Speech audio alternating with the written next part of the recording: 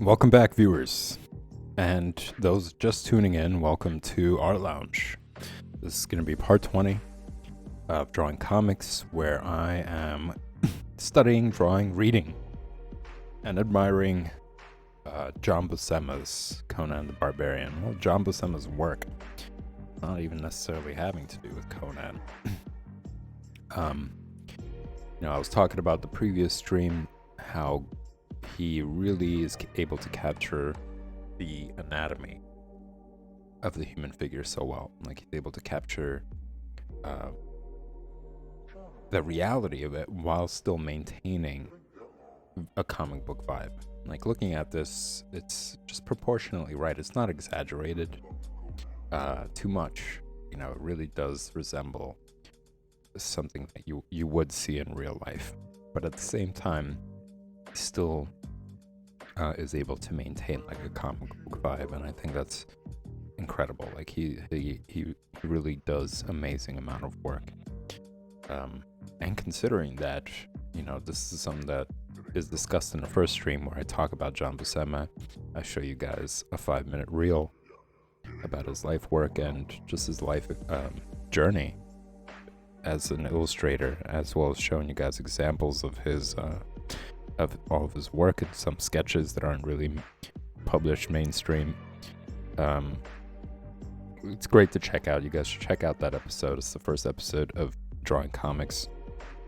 It's only 5 minutes. It's a movie that I made for you guys to be more familiar with John Buscema. Just don't feel like there's enough to talk about him. He's a great artist. He's legendary. He really drew pretty much every single Marvel character. He's done at least one issue of each one of them. And he was able to produce comics at this level of, dedication, as far as like pumping out these anatomically correct figures and face expressions and camera angles, etc.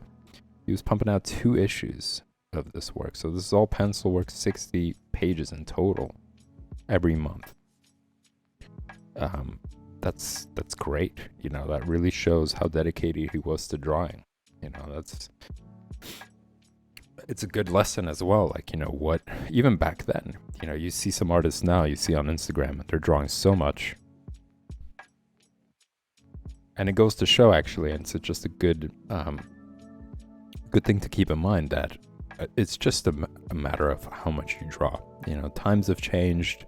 There's digital now, there's like all that, but the fact that people drew a lot, considering back then, this is the 50s, like he was drawing in like the 30s and 40s. But yeah, he was pumping out 2 issues back in the 50s, 60s. I think like closer towards the 60s, you got even better. He was drawing all the time. Like, even his brother Sal Buscema talked about it. He basically was eating, sleeping, and breathing drawing. That's a direct quote from him, from the sources that quoted him. So yeah, just to say that it doesn't matter. There's all sorts of work that's out there. There's a lot of stuff on social media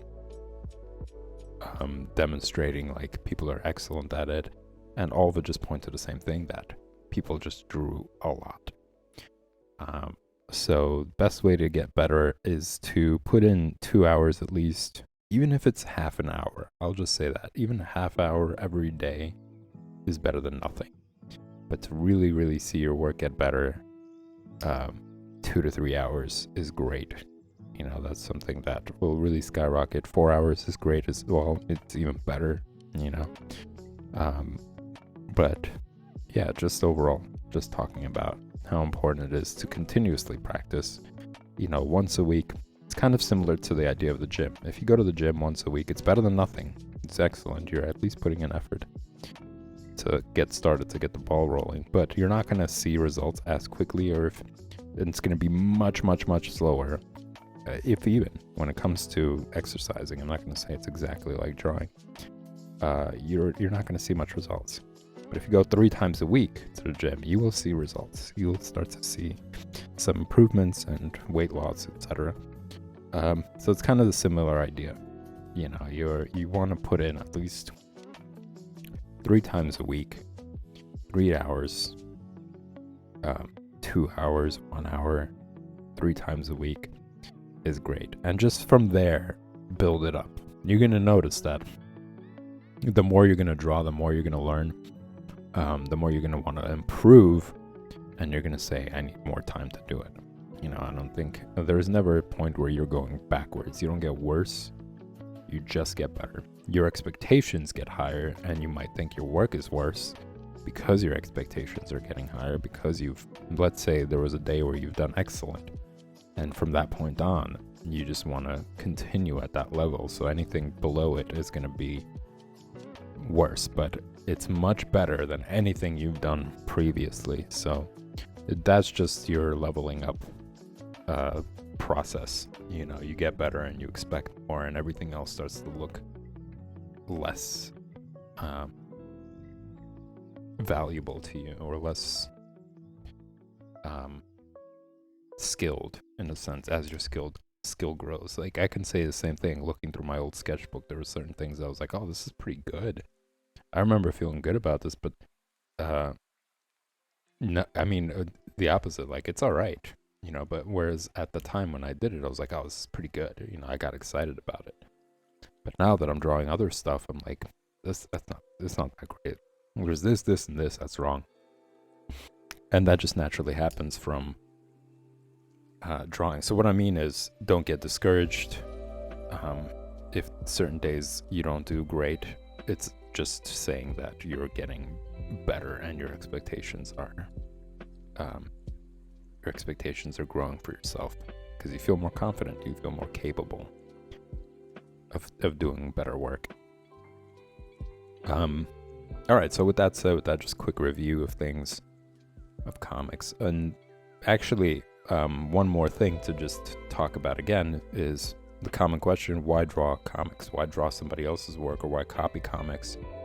The answer to it is, well, for one, you're reading it really visually. You're taking the time to draw out all the characters, draw out all the camera angles. You're practicing the anatomy. You're practicing different poses that you could draw. You're practicing face expressions. You're practicing camera angles, like you could see here, literally bird's eye view. You know, that's something that you want to acquire when you're getting into comics, especially how to tell a story from panel to panel and make it interesting and not make it boring and the same, you know, same expressions, same camera angles, same body language. You want to be able to tell it in a diverse way, and it's a perfect opportunity learning from these legends. Well, I consider him a legend for sure, but learning from them, of seeing how they did it, you know, paying attention to all that stuff, is an excellent way of doing it. And it gives you an opportunity to practice everything that I spoke about in a previous stream. Drawing lightly, how do you create the frames? Like, what is the process? Do I start out sketching everything out, which is the right way to go about it? Keeping it loose and light so that when you make a mistake, or if it doesn't fit in a frame, you could easily erase and move things along. You know, you understand all these things, what the process is of creating comic book panels, comic book pages, and comics in general. So by studying all their work, by trying to draw out all these pages and panels, you get an insight into the actual process. So you don't kind of go in blind when you get your first assignment, let's say, or your first comic book gig. You know, you're not like, where do I start? What do I do? You've been practicing. You've been trying to learn all these things. So absolutely great way to skyrocket your abilities. And it's just fun, you know, like I was mentioning, it's like reading. You know, when you're reading a book, you are visualizing their words, you're thinking about it in your head, you're creating the characters, you're telling the story like you are the writer, in a sense, in your head. But with this, it's done more so physically and visually. Like, you are the artist by drawing out these lines, and you are getting into the characters and creating the characters by drawing them all out and making all the lines and the figure and stuff. So you're kind of in that process. You're in their feet. You're in their shoes. You're in their shoes for the moment, for the time being. You know, just the same way as you are in the shoes of the writer when you're reading a book. And you're just, you know, recreating all these scenes, and you get more immersed into the pages and into the characters and what they're going through. You know, and just kind of see it all come to life in front of you. It's really cool. It's a really cool process. It's a really cool experience. And as I mentioned, multitude of things to learn from. You know, just a lot of stuff. Great opportunities to practice things, because you're not working from your imagination at the moment. It's there for you. So you get to learn all the techniques as you're creating these panels without the burden of having to like imagine everything as of yet. For now, you know, you want to build yourself up and not overwhelm yourself too much. So this gives you an opportunity to do all of that, you know, practice all those things all at the same time. You also get to take mediums on. You practice how to ink, right? You practice how to feather things. You're practicing how to use the ruler.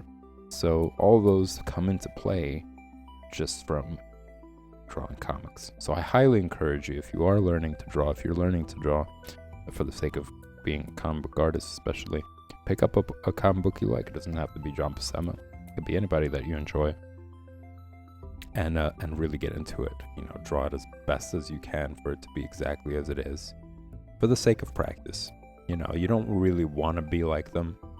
The entire point is to develop your own voice, develop your own abilities, and, you know, be a separate illustrator, be a separate artist with, of course, you know, respect and gratitude for these legendary artists who inspired us to keep going.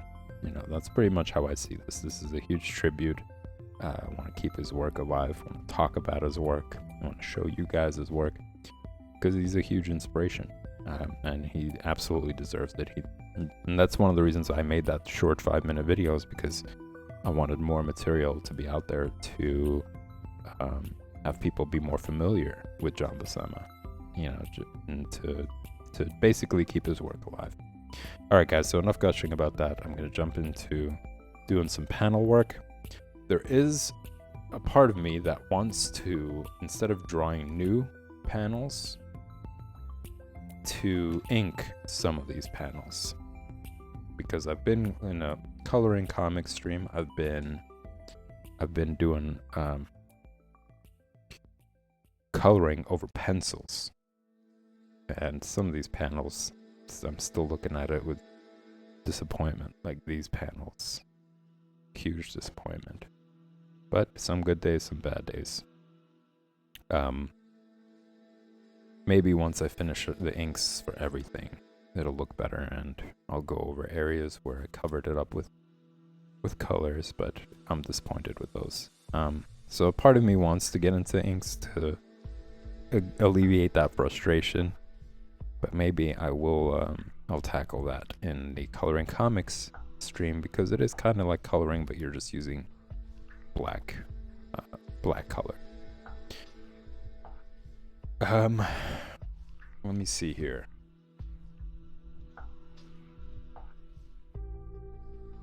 So the next panel, I want to say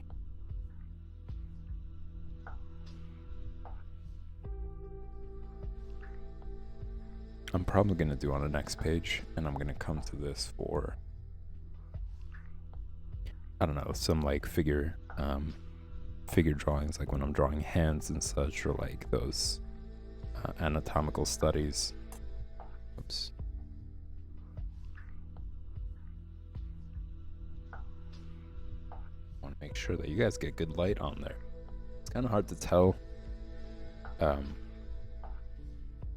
You know, because for me, I'm looking at a screen that might have the light dimmed, so I'm not really sure what it looks like for everybody, but I'm gonna bring up the light more.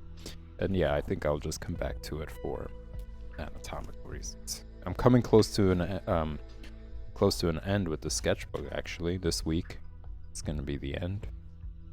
I'm gonna use every single page like I have been for the rest of this sketchbook, and I highly encourage everybody to do the same. You really will feel great about how much effort you put into it. I should have been done with the sketchbook a long time ago. It's 5 year, well, yeah, it's like, I'd say like 5 or 4 year old sketchbook, but as you guys could see, every single page, both sides, has been covered. There's some areas where I still could come back and do filling in, which I might do on my own time, but I'm utilizing every single page, and this is something that I had to get over. You know, I decided to do this for multiple reasons. Why not? You know, why not fill up the page all the way around? And just getting over the fear of objects being close to each other, trying to like perfect every single page as being a center page. You know, I mentioned this in other streams, but I looked through my old sketchbooks and I was like, oh, I wasted so much paper. Like, I literally I draw something in the middle, like a face, and it wouldn't be huge. It wouldn't even cover up the entire thing. It would just be like a small portion of the page, and if it didn't come out right, I would just move along to the next page, not even draw on the back side of it. I would draw on the next clean page. You know, I think I just liked the surface of how it felt being on non-drawn paper. You know, whereas the page has already been sullied. I don't want to touch that page. It's ridiculous. And you know, I think about it, it's like, why did I have those kind of things? But this is a way of just like getting over that and just being more comfortable with really using up as much space on a page as possible, and filling up the sketchbook as much as possible. It just looks cool. It looks good. You know, it looks like a solid amount of work was done. So my plan is, especially for sketchbooks, you know, I mentioned if you still want to have a sketchbook strictly dedicated to, just gonna take a quick measurement here, since I'm drawing a new panel. It's about like a 9-inch panel. I'm gonna do, should I do like a whole? No, I want to leave room for this. So maybe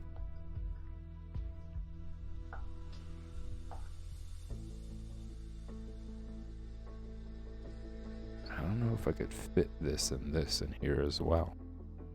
So I'm just trying to think here, how am I gonna structure this?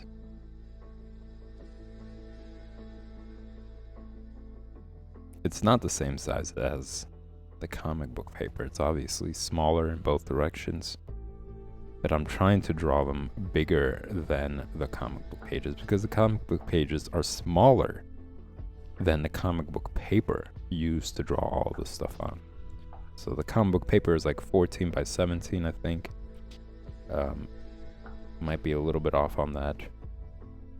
Let me take a look at real quick and see what the actual dimensions are. I just forgot.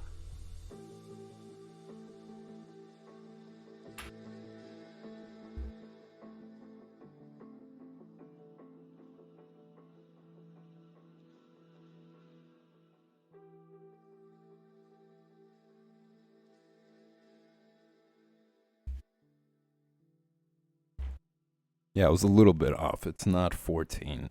It's actually 11 by 17. So whereas the comic book pages, or comics actually, are 8.5 by 11. So 11 by 17 is comic book pages, and within those pages, the panels are a lot bigger. So this is like shrunk down, and now I'm trying to draw the panels as they are on a comic book paper, but in smaller page. So I want to say this is like a 9-inch panel on the original, so I'm gonna do, let's do 12.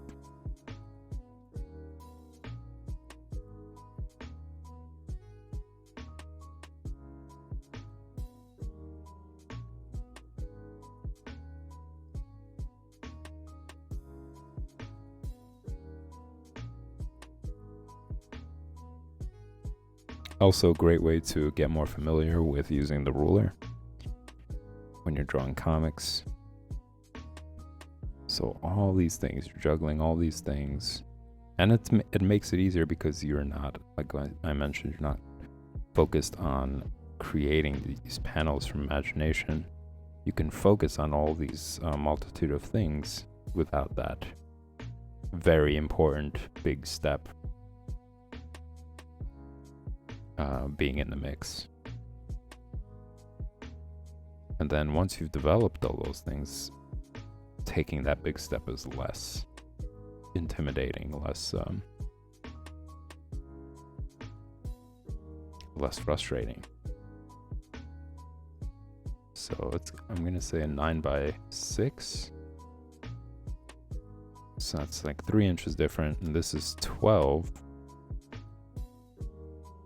This is a 12-inch one. So this is going to be 9 inches going across.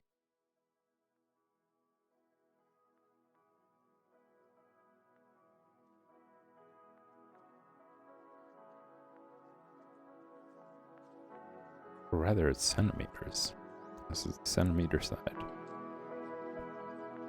So 12 by 9.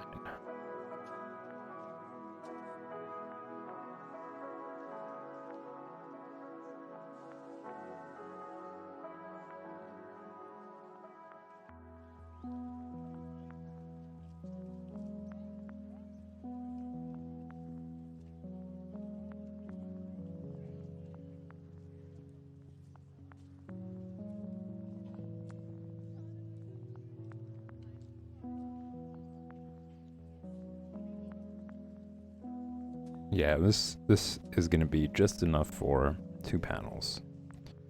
I'm going to do this one, and this one is wider than this, I believe. Let me just quickly measure that.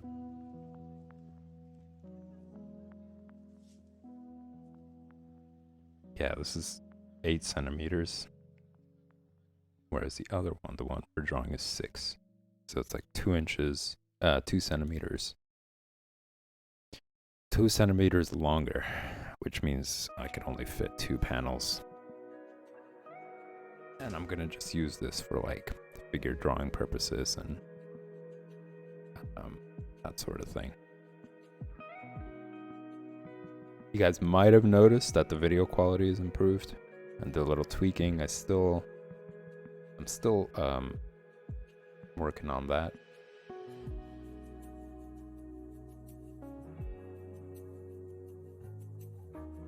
I noticed that there was a lot of pixels and gradation, and I didn't like that.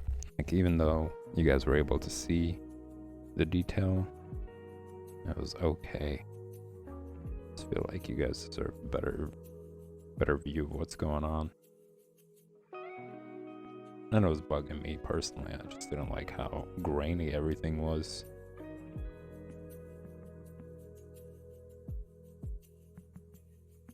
So I'm gonna start out by sketching things out. Not really taking time. Sort of detail.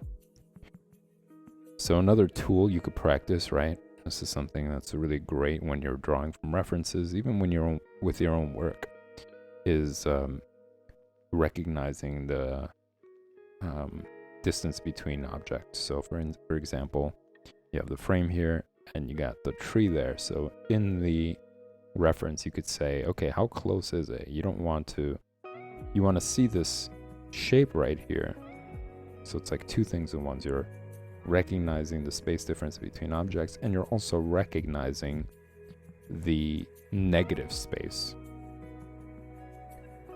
So this right here, this shape is the negative space. So you can kind of glance back and forth between your drawing and the reference and see how close this negative space shape is.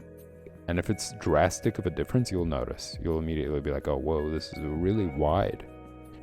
Or it's too short or way too long. So those techniques kind of help you get better results. Get more accurate results when we're talking about space recognition. So continuing on with space recognition, we know at the top in the reference, there's this little box, dialog box. Now, how far does that dialog box go, right? Again, you could study the distance between this frame and the frame of the dialog box to establish that. And compare it to the, compare it first in the reference, and then draw it on yours and make sure you match that.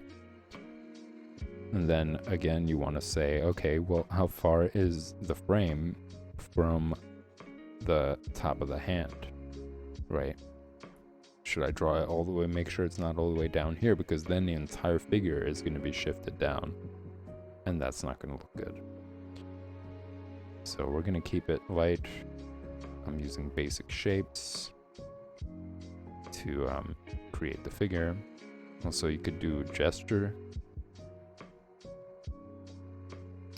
lines. Gesture lines just give you some framework. Let's just say that is your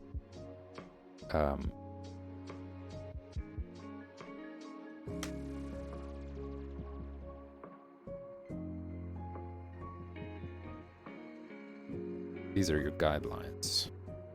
So I noticed already that it's just not looking good.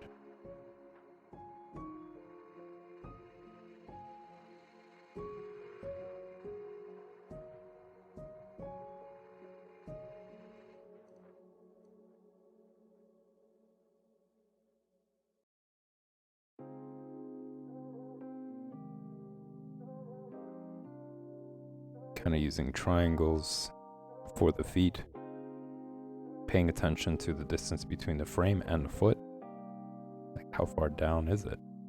Is it almost touching the frame?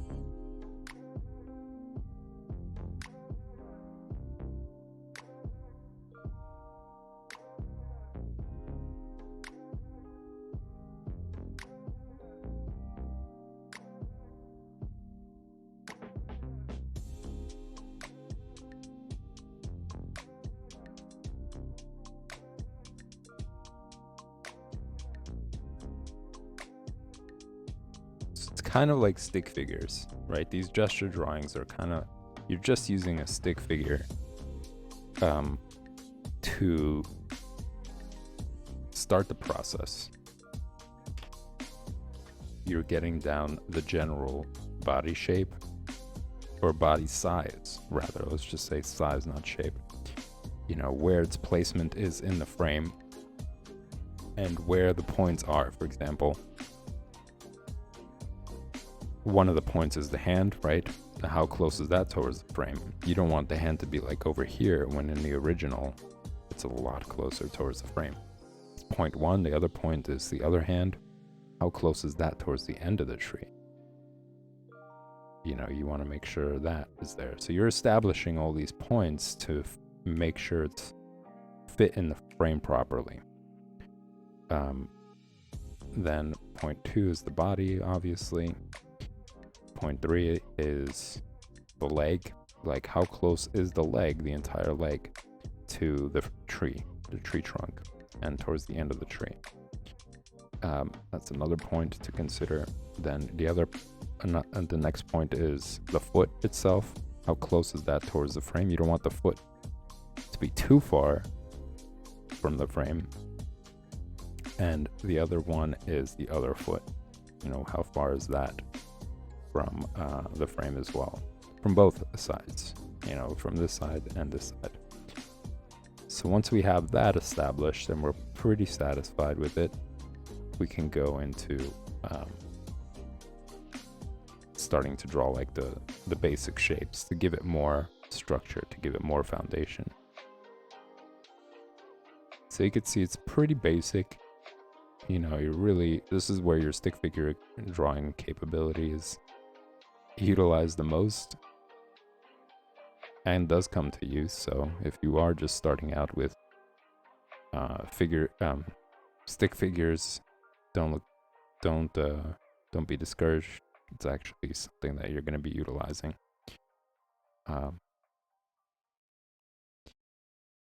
Got like a little pizza slice here for the torso.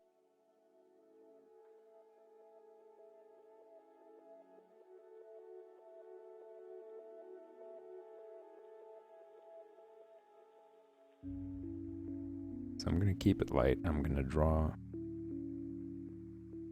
the chest out. And draw the waist,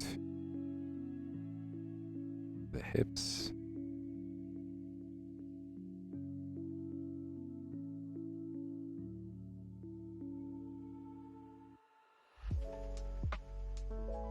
While still maintaining loose lines, not committing to anything just yet.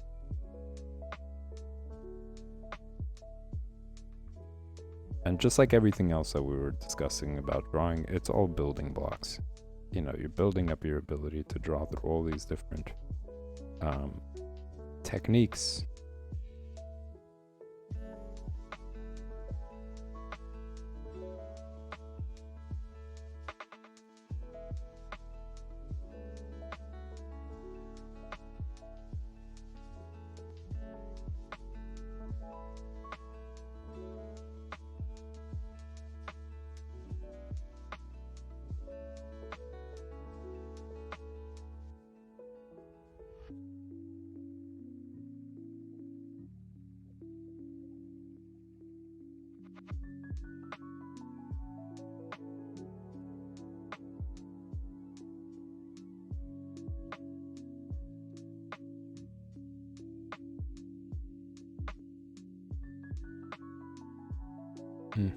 Not really satisfied with this.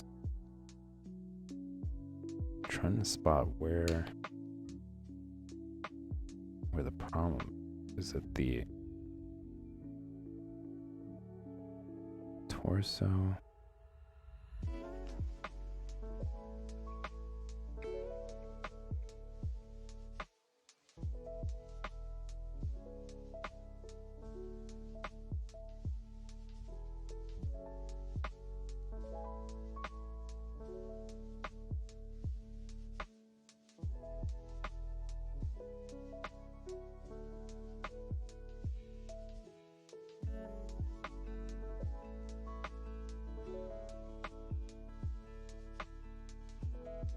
And all these guidelines are, I don't follow them to the T. You know, even with the stick figure, if it's off, it's just there to give you something to work with. You don't have to exactly follow it. So if it's slightly higher, slightly lower than where you placed it, at least you know that that's where it should be, slightly or higher, lower or higher. And you could just adjust to it.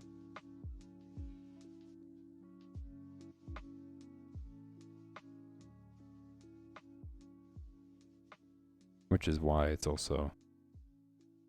important to keep it light.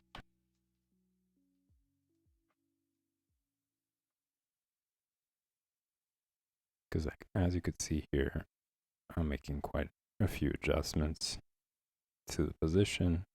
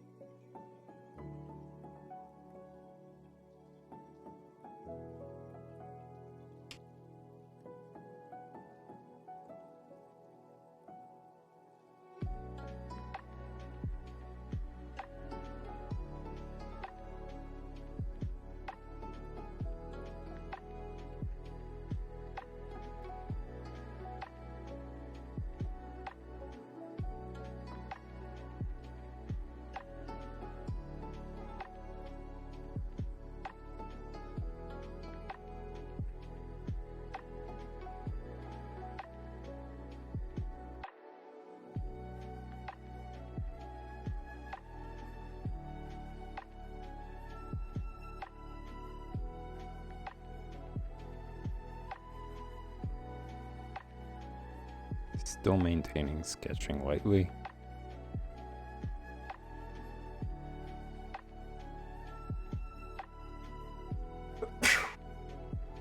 Excuse me.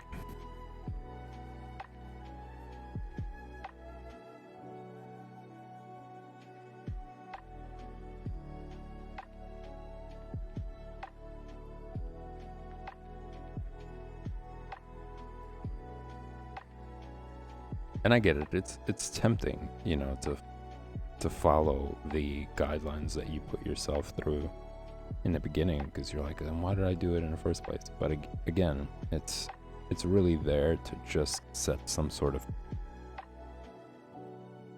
parameters. Otherwise, you'd be working from absolutely nothing, and that's more likely to cause, you know, distortion, disproportion, that whole train.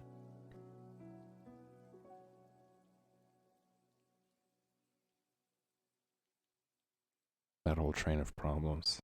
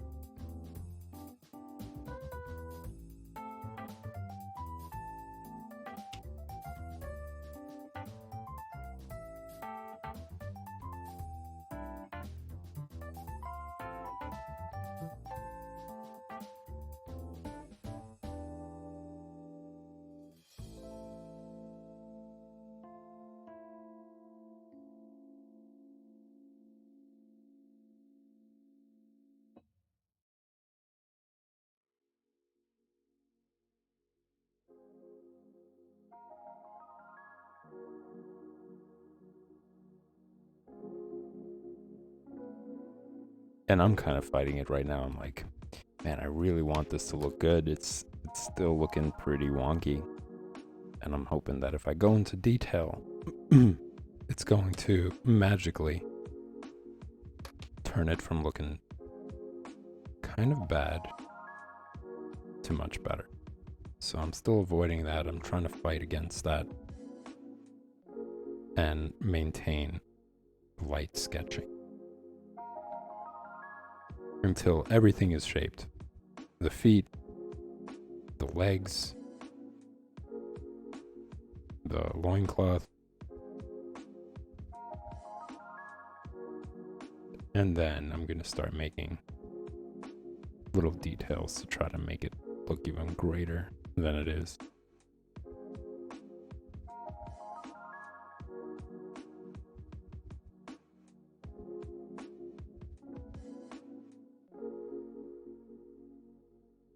Using basic shapes to create the forms of all the joints, all the parts of the body.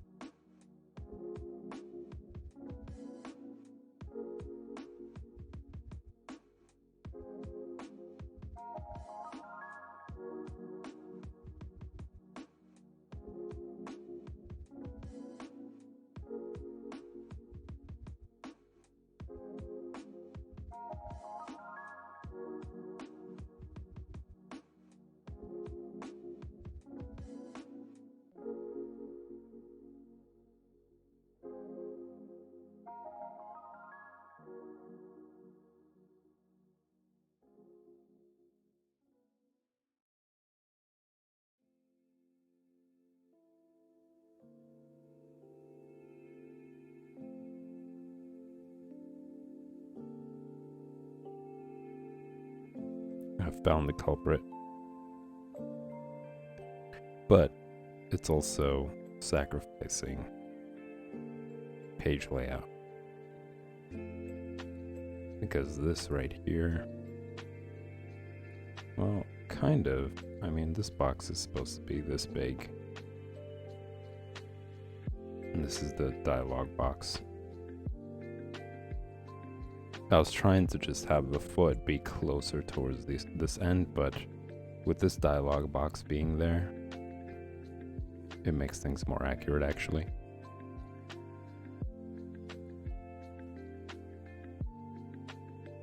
That's what was making me uneasy about any changes. I was like, but it's supposed to be closer to this side of the frame. The foot is supposed to be closer there. But really it was giving the entire pose really stiff.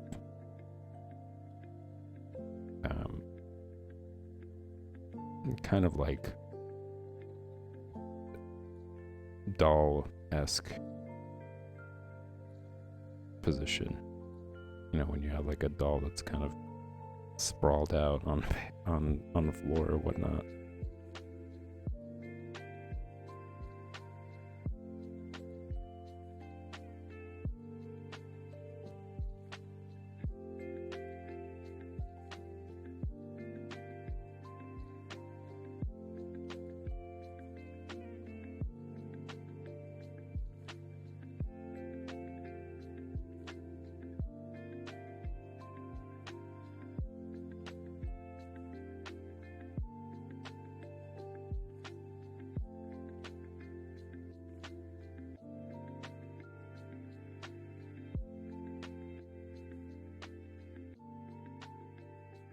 Giving him thunder thighs over here.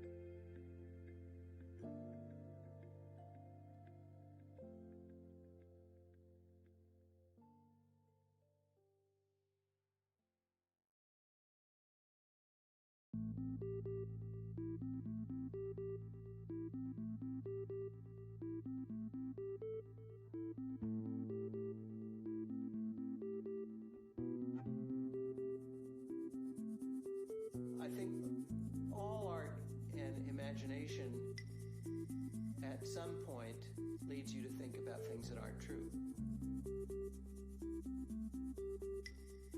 And that can be a great exercise for adapting to the world.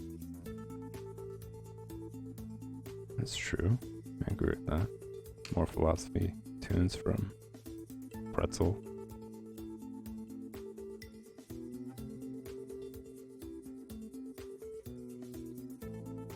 I think that it's the job of the artist to push the boundaries of what we're comfortable with and to make us see things differently than we might otherwise see them.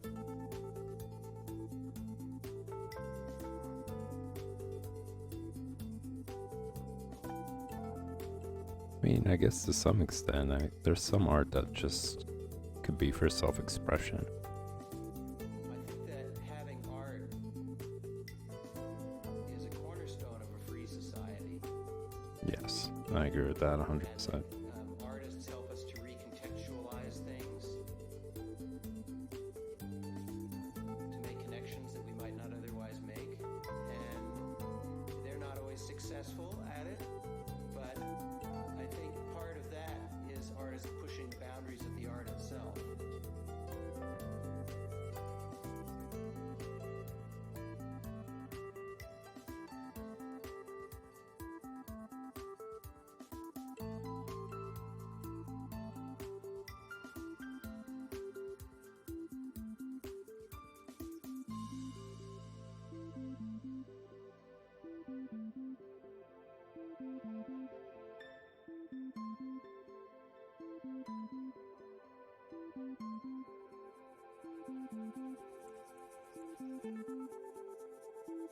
And Conan has too big of a head there when he should be a little smaller.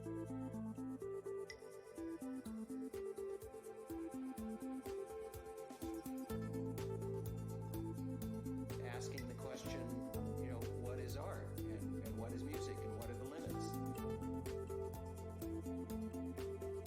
And we saw it in the Dadaist movement painting.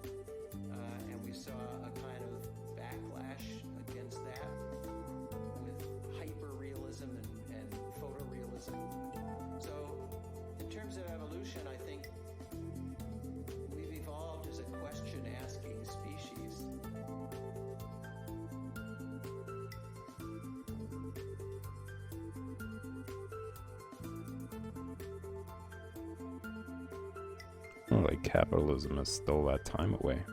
People are more concerned about paying rent and money. That helped us to do things like harness the power of fire and discover the wheel and have agriculture and decode DNA and discover penicillin and all this stuff. And what you get out of that is music that many people find unlistenable, but it's part of the game.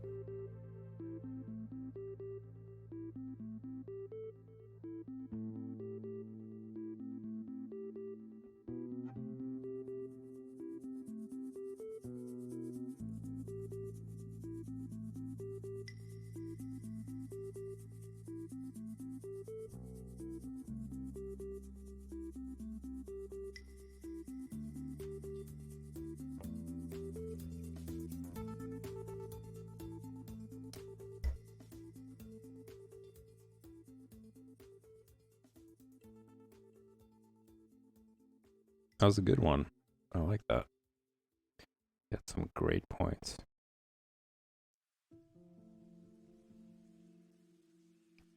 And I just looked at the time. And time flies, guys, when you're having fun, I guess, right? I didn't notice how it's already 5 o'clock. So I'm gonna have to cut the stream in a second. But I'm gonna be making some, just before I go, I just wanted to update you guys. I'm gonna be making some cool announcements this coming week on Wednesday, specifically. So make sure you tune in then, or you check back. I'm gonna be also making these announcements throughout the other streams as well. So not just the coloring comics or project or drawing comics or the basic stream, but all of them. Just new ways you guys can participate and be part of our lounge, be part of the stream, get you guys opportunities to be involved as well. So make sure you tune in then on Wednesday to hear what this news is and what all these different opportunities are going to be.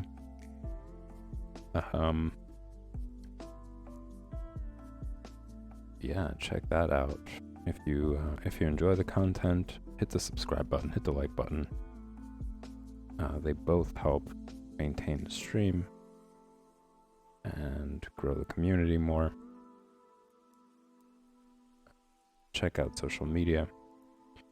I do post there regularly just to let you know when I'm going live, and just some updates here and there on what's going on, what sort of stuff that's been streamed so far. I'm going to be doing more of that, actually. I've just been posting a lot of just time-specific posts, letting you know that I'm streaming, but I will be making some content updates on it as well. So check those out. They're listed on a page as well, on this page, on the Twitch channel. And stay tuned at 8 p.m. today, 8 p.m. Eastern Standard Time. I'll continue on with Project Stream. I'll be introducing a new project that I'm going to be working on. I'm going to be starting a new one. So that's going to be exciting. Make sure you check that out as well. And then at 9 p.m. I'm going to be coloring comics, where I'm going to come back to John Buscema's work and do more work on that. So thanks for tuning in, y'all. And I will see you later on tonight.